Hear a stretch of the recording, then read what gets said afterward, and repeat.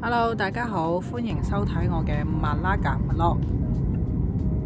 夏天嚟南歐一定唔可以錯過地中海海邊。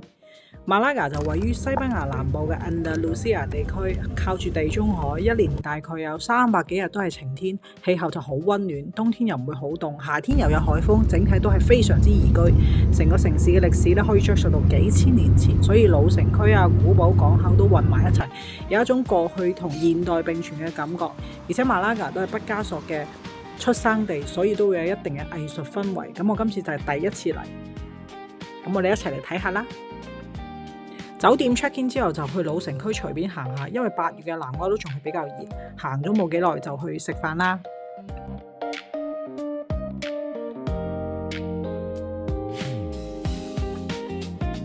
不得不說，西班牙菜真係好啱中國人口味咯。呢個蒜蓉蝦，重點係啲汁，我嚟飲麵包真係一流啊，全場最佳。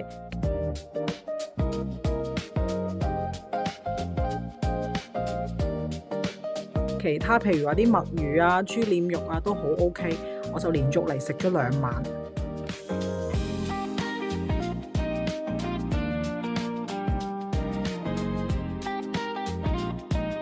第2日一早就打算去一個馬拉加附近嘅小鎮，咁但係一早就錯過咗巴士，唯有就叫車去啦。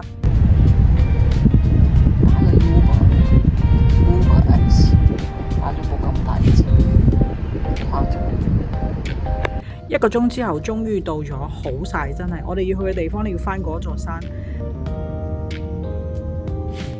歐洲人真係好中意曬太陽啊！沙灘上長滿曬人。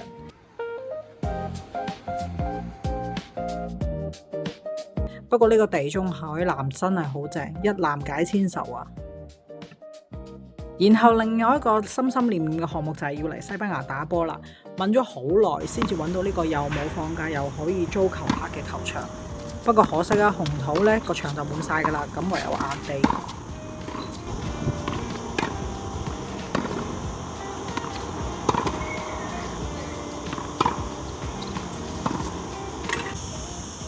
咁可以見到呢，馬拉加呢就比較夜先天黑嘅。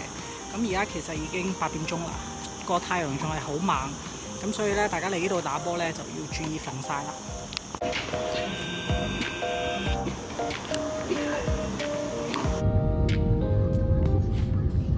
最後馬拉加整體感覺都 OK 啦，不過我都係中意馬約卡多啲。